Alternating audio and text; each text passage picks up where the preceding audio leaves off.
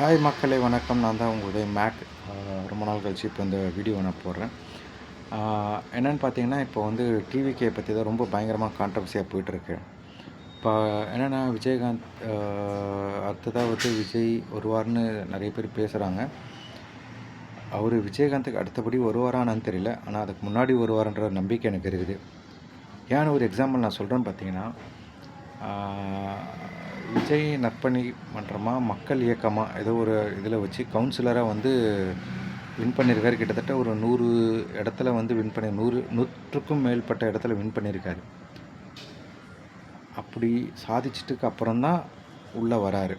ரெண்டாவது, அவர் ஒரு ஆடியோ லான்ச்சில் சொல்லியிருக்காரு, நான் மக்களுக்கு எதாவது பண்ண ஆடியோ லான்ச்சில் விஜய் டிவியில் தான் ஏதோ ஒரு பேட்டியில் சொல்லும்போது ஏதோ கேட்கும்போது, உங்களுக்கு என்ன இது இருக்கும்போது நான் என்னை வாழ வச்ச மக்களுக்கு எதாவது பண்ணணும்னு யோசிச்சுட்டு இருந்தார். நடுவில் அரசியல் ஆரம்பிக்கணும்னு சொல்லிட்டு ஆரம்பித்து அந்த தலைவா படத்தில் ஒரு பெரிய இஷ்யூ ஆகி அவங்க அப்பா வந்து ஏடிஎம்கே சப்போர்ட்டாக போனார். அதில் கொஞ்சம் நிறைய நடந்தது. அதில் நம்ம அனலைஸ் பண்ண தேவையில்ல, அதை விட்டுருங்க.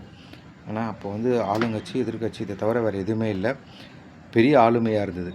இப்போ வந்து அந்த ஆளுமை இல்லை. ஏன் அந்த ஆளுமை இல்லைன்னு பார்த்தீங்கன்னா, கலைஞர், ஜெயலலிதா இவங்க 2 பேரை தவிர வேறு யாருமே ஆளுமை பக்காவாக இல்லை.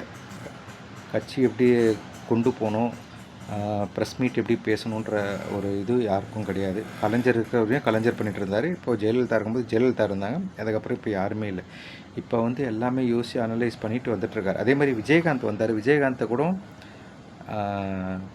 இந்த மீடியாவும் ஒரு சிலரும் வந்து அவரை ட்ரோல் பண்ணி ஒரு காமெடியாக வச்சு அவரை வரவிடாமல் அவரை மன உளைச்சல் ஆக்கிட்டீங்க. ஏன்னா வரவங்கள வந்து எல்லாருமே இப்படி மன உளைச்சல் பண்ணும்போது சில எதிர்கட்சி நடக்குது, அது ஓகே, அது விட்டுருங்க. ஏன்னா வரவங்கள ஆதரிங்க, பண்ணுங்கள். இப்போ விஜய் அவருக்கு நான் ஏன் ஒரு முக்கியத்துவம் கொடுக்குறேன்னு பார்த்தீங்கன்னா, அவர் முன்னாடி வந்து பண்ணிட்டாரு, சாதிச்சிட்டாரு, காமிப்பேன், நான் வின் பண்ணுவேன்னு. ஏன் இப்படின்னு பார்த்தீங்கன்னா, கவுன்சிலராக 160 சீட்டுக்கு மேலே அவர் வின் பண்ணியிருக்காரு. ரெண்டாவது வந்து பர்சனலாக வரதுக்கு முன்னாடி எல்லாமே அந்த ஸ்கூல் பசங்களுக்கு பப்ளிக்காக கவர்மெண்ட் போய் பண்ணுறத விட இவர் போய் பர்சனலாக ஒரு காசோ அது மேபி ஏதோ ஒரு ஃபண்டோ ஏதோ பண்ணியிருக்காரு, இல்லைன்னு சொல்லலை, ஆனால் பண்ணியிருக்காரு, மக்களுக்காக இருக்கிறார். அதே மாதிரி ஒரு விஷயம் அவர்கிட்ட கேட்கும்போது நீங்கள் என்ன பண்ண போகிறீங்க, அடுத்தது என்ன உங்களுக்கு ஐடியானும்போது, என்னை வாழ வச்ச மக்களுக்கு நான் எதாவது பண்ணுவேன் அப்படின்னாரு. அரசியலில் வந்திருக்காரு. ஓகேங்களா. அடுத்தது வந்து எல்லாமே சொல்கிறாங்க அஜித், விஜய், ரஜினி அவங்களாம் வந்து சினிமா ஸ்டார்ஸ், இவங்களால் முடியாது, அரசியலில் வந்து இது பண்ண முடியாதுன்னாங்க. சரி, ஓகே, ரஜினி ஆரம்பித்தார், அவரால் ஃபுல்ஃபில் பண்ண முடியல. விஜயகாந்த் ஆரம்பித்தார், பட் நம்ம தான் அவரை தடுத்துட்டோம். அந்த மாதிரி இருக்கக்கூடாது. அந்த மாதிரி தைரியமாக விஜய் வராரு, ஆதரிப்போம். எனக்கு தெரிஞ்சு 2026 அவர் தான் வின் பண்ணுவார்னு எனக்கு ஒரு உண்மை. அதை தான் நான் நடக்கும்னு நினைக்கிறேன். ஏன்னா என்னோடய ப்ரிடிக்ஷனாக நான் சொல்கிறேன். ரெண்டாவது என்னென்னு பார்த்தீங்கன்னா, அவர் வந்து வெளியிலே வர மாட்டார், எதுவும் பேச மாட்டார் அப்படின்னு நீங்கள் சொல்லிகிட்டு இருக்கீங்க. அவர் வெளியில் வந்துட்டார், பேசுகிறாரு. ஃபஸ்ட்டு மாநாடு ஓகே பார்த்தேன், செகண்ட் மாநாடு பார்த்தேன், மூணாவது இப்போ திருச்சியில் வந்து கட்டுக்கடங்காக கூட்டம்.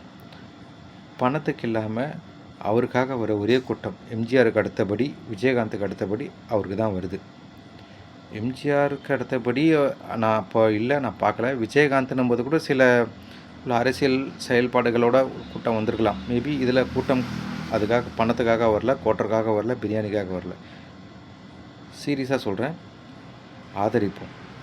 அதே மாதிரி விஜய் வந்து 6 மணிக்கு மேலே வரமாட்டார் சொன்னாங்க, இப்போ வராரு. பனையூர்லேயே தான் உட்காருன்னாரு, பனையூரில் ஊராக வராரு, எல்லாமே பண்ணுறாரு. ஓகேங்களா. பேசுகிறவங்க பேசிகிட்டு தான் இருப்பாங்க, நடக்கும். அவர் மக்களுக்காக வராரு. ஏதோ என்னை வாழ வச்சவங்களுக்காக நான் எதாவது பண்ணணும்னு நினைக்கிறாரு. ஒரு சான்ஸ் கொடுப்போம். எப்பயுமே ஏடிஎம்கே டிஎம்கேன்றத விட மூணாவது ஒன்று கொடுத்து பார்ப்போமே, சான்ஸ் கொடுக்குறேன். நீங்கள் விஜயகாந்தை மிஸ் பண்ணிட்டீங்க. அவர் முதலமைச்சராக ஆக வேண்டியது. நம்ம பண்ண ட்ரோல், நீங்கள் பண்ண ட்ரோல், நான் அக்செப்ட் பண்ணது, நீங்கள் அக்செப்ட் பண்ணது எல்லாமே தான். நம்ம பண்ண தப்பு தான் அது. அவர் மிமிக்கிரியில் கூட காமெடி பண்ணி தான் பண்ணிட்டீங்க. சரி, ஓகே, அதெல்லாம் வேணாம், விடுங்க. இப்போ இவருக்கு சப்போர்ட் பண்ணுங்கள், அக்செப்ட் பண்ணுங்கள். கண்டிப்பாக விடியல் ஆட்சி வரும். விஜய் ஆட்சியில், விஜய் ஆல்வேஸ் விடியல்.